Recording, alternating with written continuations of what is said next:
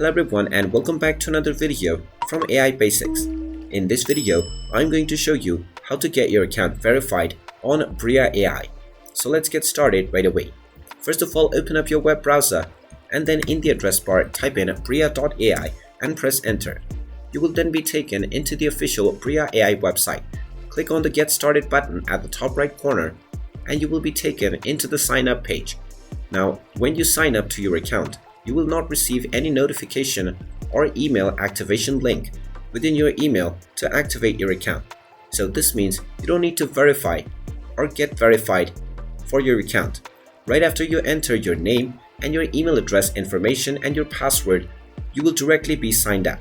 Now, if you click on My Account, if you don't have an API key, you can simply click on Create API Key to get your new key. And now that is all you need to get your account set up and ready to use on BRIA AI. And you can use all of its services right away.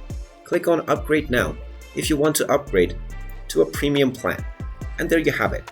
That is how you can get verified and start using BRIA AI right away. If you find this video helpful, make sure you hit that like button and subscribe to our channel if you haven't done so already. Also ring that notification bell to never miss another update from us. Thank you for watching and I will see you again in the next video.